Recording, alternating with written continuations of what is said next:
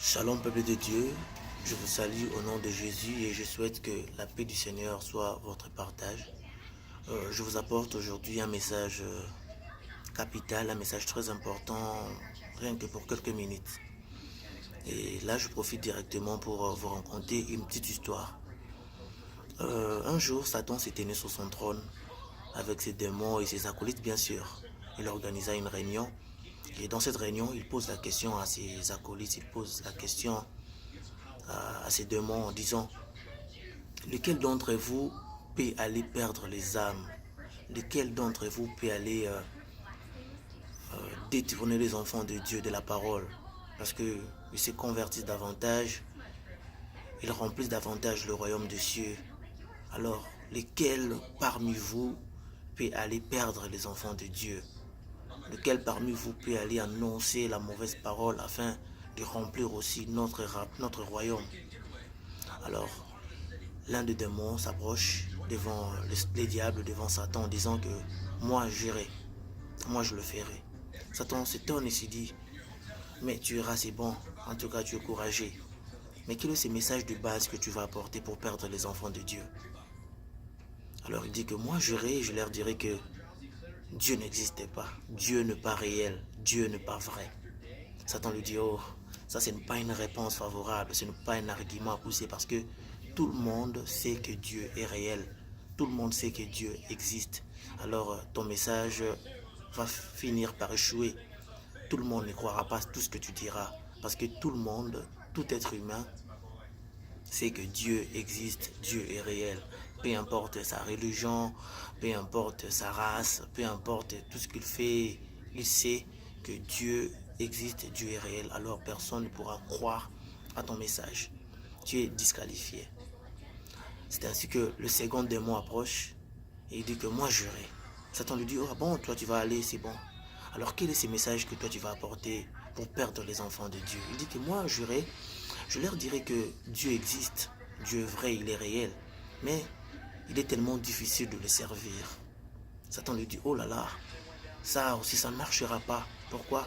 Parce que il suffit seulement qu'ils comptent sur Jésus mort à la croix pour eux. Il suffit seulement qu'ils fassent confiance à Jésus. Ils pourront servir Dieu. Ils pourront vraiment servir Dieu. Alors ton message ne réussira pas. Parce que tout le monde n'arrivera pas à croire. Ils vont compter sur Jésus. Ils vont compter sur l'œuvre de la croix. Et ils arriveront à servir Dieu. Alors toi aussi tu es disqualifié. Tu n'arriveras pas. Le troisième se pointe en disant que moi j'irai. Fais-moi confiance cette fois-ci, moi je partirai. Satan dit: ok, je te promets alors de compter sur toi. Alors quel est ce message que toi tu apporteras aux enfants de Dieu afin de perdre les élus du Seigneur, afin de le détourner de la vérité?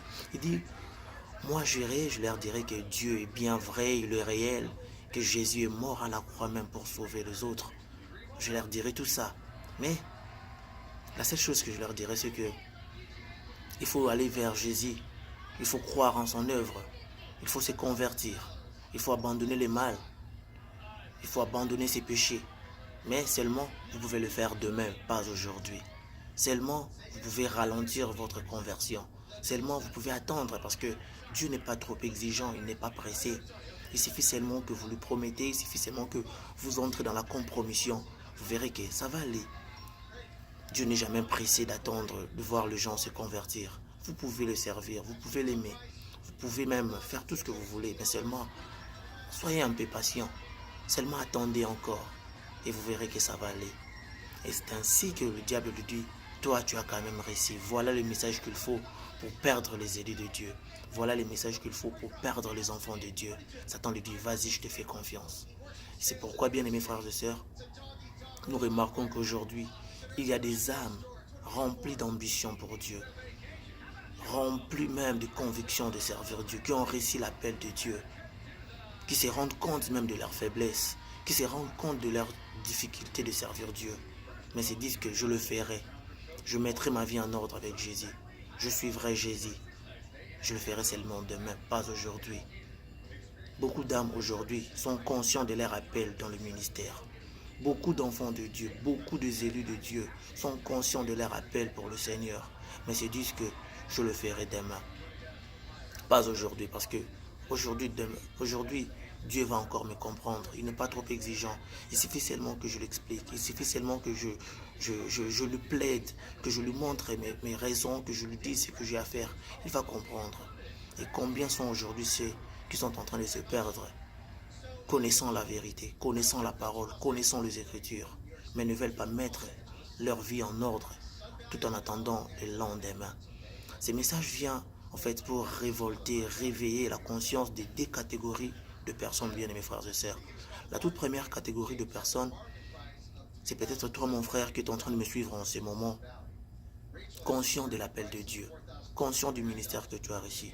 Tu sers peut-être Dieu à l'église dans une entité, tu es peut-être protocole, chantre, intercesseur, serviteur de Dieu, tu prêches.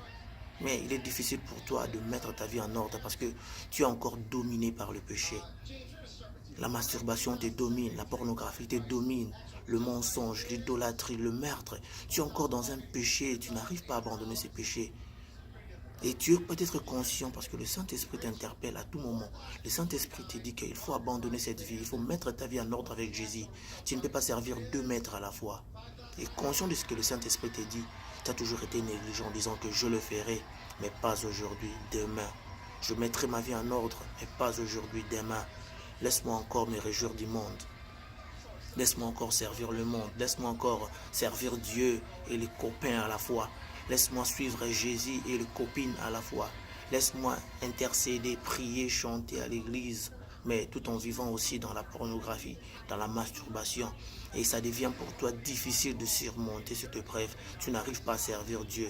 Quand bien même le Saint-Esprit te parle, quand bien même Jésus t'interpelle, tu te dis toujours, je le ferai, j'irai vers Jésus, mais pas aujourd'hui, demain, demain sera bon, demain sera mieux pour moi. Mon frère, laisse-moi te dire que le lendemain appartient à Dieu. L'homme n'est pas le maître de son souffle pour pouvoir le retenir au dernier jour. C'est ce que dit Ecclésiaste. Demain peut être pour toi-même une journée que tu ne pourras jamais palper.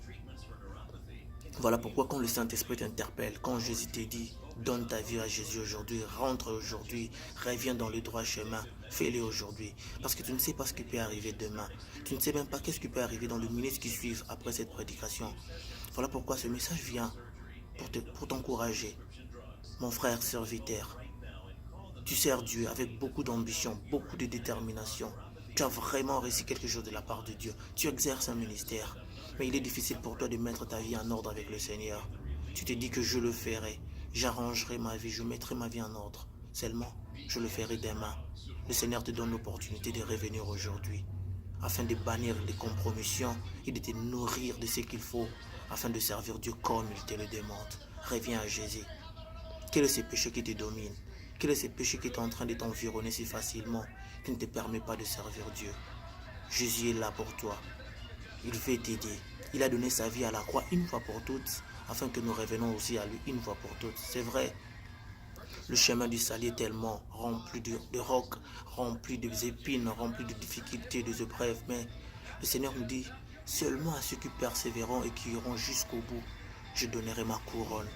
Mon frère, ma soeur, il y a une couronne qui nous est réservée, mais nous pourrons obtenir cette couronne qu'avec des sacrifices. Quand tu tombes, relève-toi, prends courage. Dis que je vais encore aller. Le Seigneur va te donner la force. Il va te tendre la main, car il est cet ami fidèle qui nous soutient même au moment le plus difficile. Reviens à Jésus aujourd'hui. Prends cette décision de revenir à Jésus. Demain peut être tard pour toi. Et la deuxième catégorie de personnes à qui je vais beaucoup m'adresser, c'est peut-être toi, mon frère, ma soeur, qui a toujours entendu parler de Jésus. Tu vis dans le monde, tu vis dans le péché, tu donnes ta vie dans le plaisir du monde, tu dépends encore de boîtes de nuit. Tu vas encore vivre dans le copinage, tu vas encore vivre dans la masturbation, dans la pornographie, dans toutes ces choses-là qui ruinent ton âme.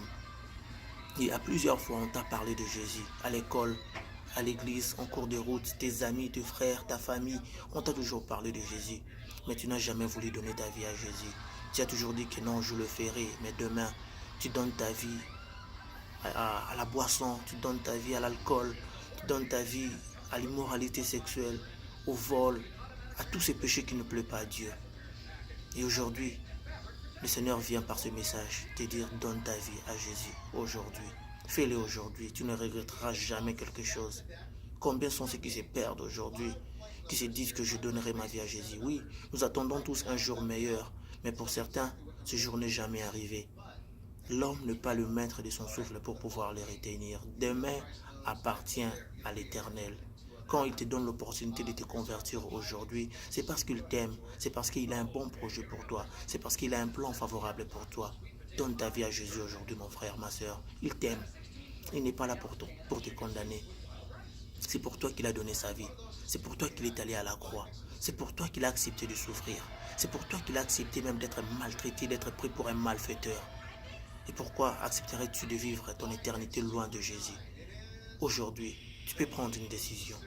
Ne laisse pas le diable t'environner. C'est vrai, nous sommes tous pécheurs. Nous sommes tous faillibles. On est tous remplis d'imperfections. Mais si nous comptons sur la personne de Jésus, si nous comptons sur l'œuvre de la croix, nous serons totalement restaurés. Jésus a un bon projet pour toi. Il a un bon projet pour ton avenir. Il a un bon projet pour ta famille. Seulement, aujourd'hui, prends cette décision de suivre Jésus. Prends cette décision de l'aimer. Il peut encore changer ta vie. C'est pourquoi je m'aimerais prier avec toi. Si vraiment tu te sens convaincu, tu te sens touché par ces messages et que tu es prêt à donner ta vie aujourd'hui même, il entrera dans ton cœur. Il dit, je me tiens à la porte et je frappe.